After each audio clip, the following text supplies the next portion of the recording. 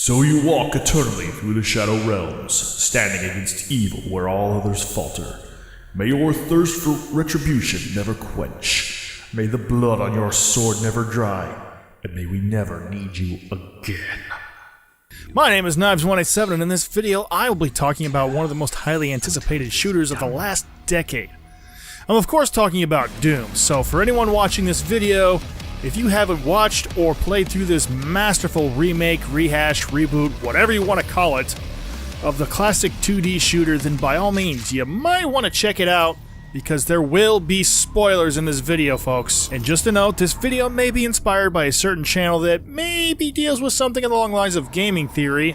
That's not exactly what I'm trying to do here. Okay, so before I get into this, I want to make a couple things clear. First, this video is not a review. It's simply my thoughts about the game after finishing it for the first time and upon replaying it on my own time. Now, I won't be covering every single major aspect of the game like a normal reviewer would, just the things that I think are interesting and should be looked into further. Therefore, all my opinions are just that. My opinions, which are based heavily on the facts that I've discovered within the game itself. Secondly, all in-game footage has been taken from my own videos, which are available on my channel if you want to check them out. My main point behind this video goes back to my own personal inability to gather my thoughts while I'm playing such an intense game as this, hence my tendency to start a thought only to get completely sidetracked by the game and totally forget about anything before that moment. Sir? Hey buddy?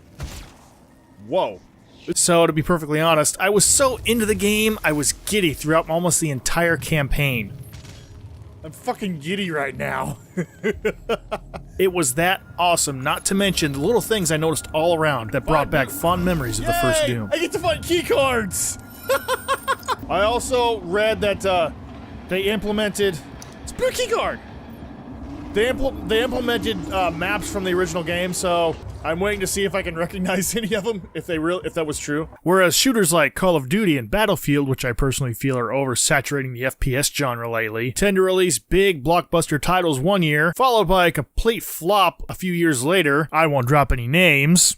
This game seemed to set an entirely new precedent for shooters, especially for some of us old-timers, who will always have a soft spot for the pixelated 2D shoot-em-up style progenitor of its series. While I attempted to put it all together at the end of the final episode, it occurred to me that I didn't really have all the information I was looking for right then and there, even after I took the time to find every secret, every power-up point, every collectible. I still didn't have a full grasp on the story such as it is. It was only after watching other Doom videos by other YouTubers did things start falling into place in my mind. Watching others play and talk about the same game gave me a little more insight to the story, which is my main turn-on when it comes to a good game by my definition. That being said, I believe there could have been a little more to the story via gameplay, rather than taking time from the action to read pages long files on characters' environments. While that information was extremely helpful in figuring out what was really happening, like the character, demon, and monster bios and such, it inherently distracted from the virtual, flawless, and quite gratuitous gameplay. Power-ups and weapon mod upgrades were also a new and somewhat welcome addition to the series. However, as one can tell from my playthrough, I found a new love for the carnage that I wrought with a double-barrel shotgun. While few weapons succeeded surpassing it in my eyes, such as the BFG, I found that once fully upgraded, it became my go-to weapon for just about anything, from mowing down the lowly imps and zombies to battling the Hell Guardians that protected the Crucible. The Super Shotgun, as the game calls it anyway, was my powerhouse weapon. Now, why is that, some of you may ask? Well, the reason's simple. Once you fully upgrade that weapon, including the weapon's challenge upgrade, you're basically able to shoot 2 times before reloading. While this may not seem like a big deal, it packs an even bigger punch when you are able to pump essentially 4 shells into an enemy with a simple double tap of the mouse button. And you still only use up 2 shells! That's essentially like using quad damage with a normal shotgun, but you only use half the ammo. Taking down Hell Knights and Barons with just a few double taps from good old Bessie made me feel unstoppable. Aside from the fact that Doomguy is essentially being so powerful that even the hordes of hell are terrified of him. Which brings me to my first point. Who is Doomguy? Since the beginning of the franchise, Doomguy was simply just a lone space marine marooned on a distant moon base, initially armed with just a pistol and a spiked knuckle to fight off swarms of hellspawn. In the third installment of the game, it took a more cinematic approach, giving the character a very generic identity, and simply calling him Marine, instead of a faceless character that you couldn't really relate to. This version of the game, however, gives Doomguy an origin story. You can clearly see my excitement when my childish glee when I first discovered who Doomguy might actually be. The Praetor suit, when found, it was encased as in an inscribed stone tomb. Despite it being clear that the suit could be activated in some way, no method has been found to do it. It appears to be missing a component, likely the Doom Marine himself.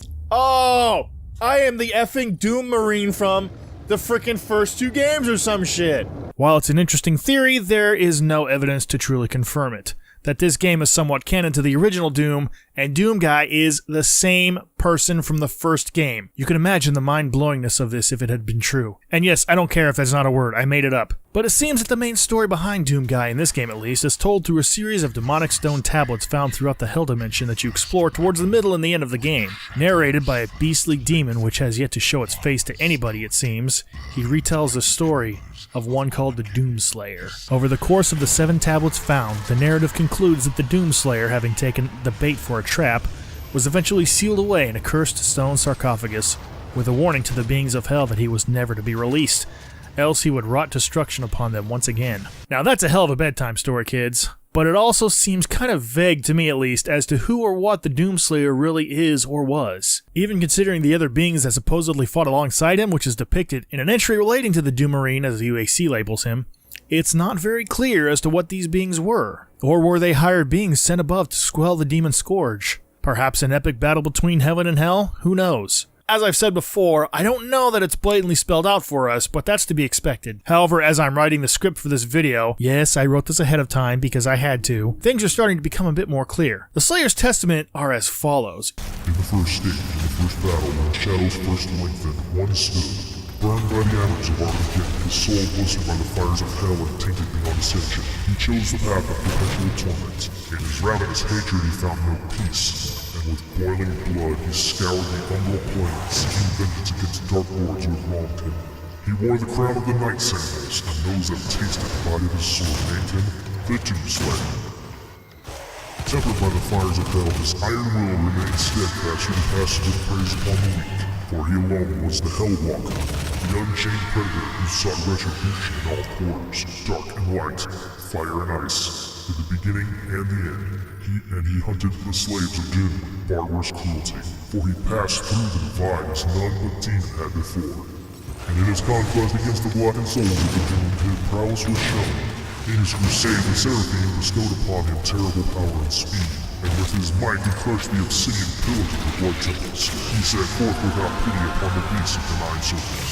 Unbreakable, incorruptible, unyielding, the Doomslayer sought to end the dominion of the Dark Realm. The age of his reckoning was uncounted. The scribes carved his name deep in the tablets of hell across eons, and each battle etched terror in the hearts of the demons. They knew he would come, as he always had, as he always will, to feast on the blood of the wicked. For he alone could draw strength from his fallen foes, and ever his power grew swift and unrelenting. None can stand before the horde but the Doomslayer. Despair spread before him like a plague, striking fear into the shadow dwellers, driving them to deeper and darker pits. But from the depths of the abyss rose the Great One, a champion mightier than all who had come before.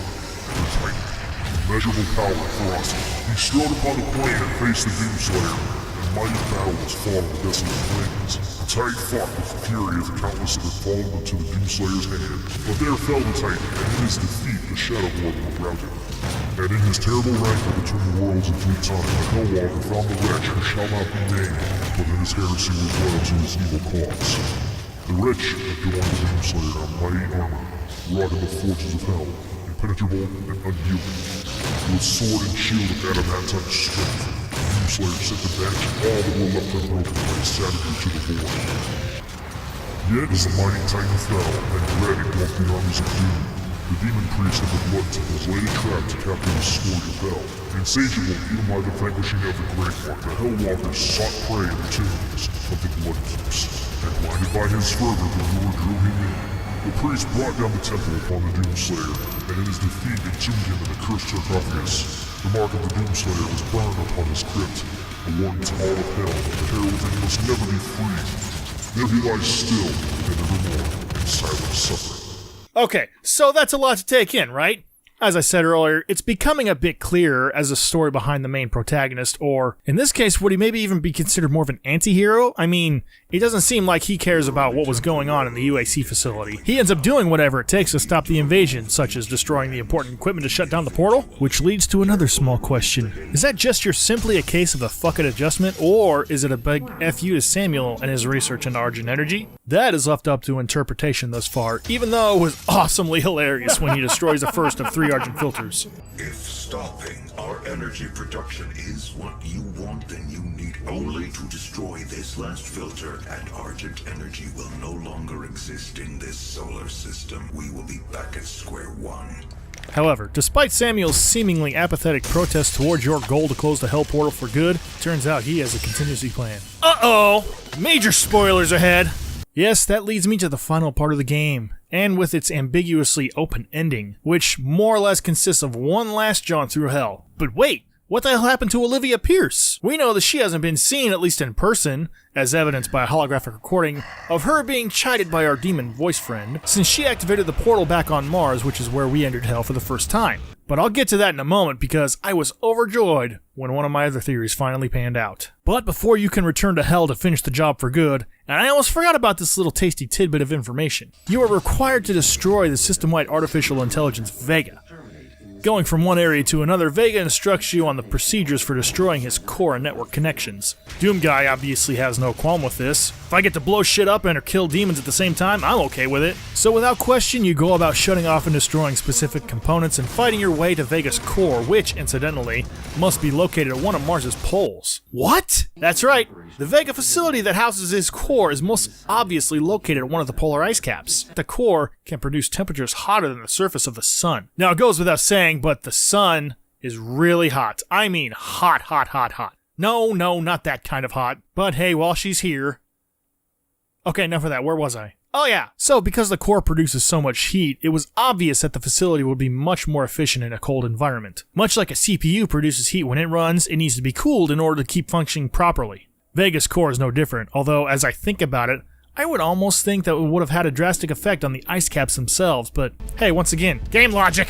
Who knows? But my real point is that when you're getting ready to completely disable Vega for good, wherein Vega will no longer exist, Doom Guy hesitates at the console, only long enough to hit a button labeled Vega Backup.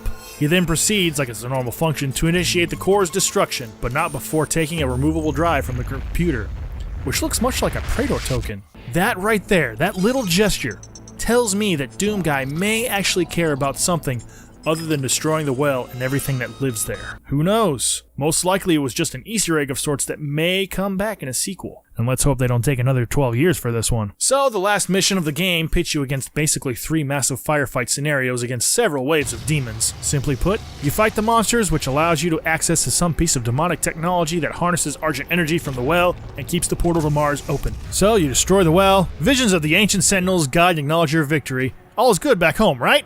Nope. The last battle's about to begin, and it's none other than the corrupted and almost dead Olivia Pierce. She's not looking too good at this point. I'm surprised she's even still alive, spouting incoherent babble about being promised some kind of power and what have you. It's all nonsense and lies, because demons aren't going to hold up that kind of a bargain with you.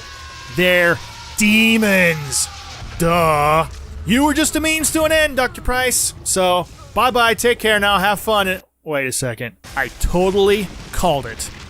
Yeah. Fucking Spider Mastermind! I totally called it in an earlier video because it would not have been a Doom game without the Spider Demon Mastermind. It goes by a few names, all of which get the point across, so... The fun part is that she's learned some new moves since 1994, which is the last mainstream Doom game she's appeared in, not counting any expansions, Final Doom and Master levels. But to be fair, this one is a bit easier to take down, whereas the original one could almost tear you in half with a chain gun that rivaled your own if you weren't as fast as Sonic, or if you had to face it head on. This time around, it's a one-on-one fight, so no distractions for her to focus on. Just you. Upon beating this monstrosity by shoving the BFG down its throat, we'll take game logic into account here as far as ammo consumption goes, and you still seem to have one shot left no matter what. Samuel brings you back from hell, explaining that Argent energy is the only way to solve the supposed energy crisis on Earth, or so he has us believe. By claiming not to be the villain in this story, he confiscates the Crucible, the demonic artifact you used to destroy the well, which is now apparently imbued with a large amount of Argent energy that Samuel intends to use to further his research.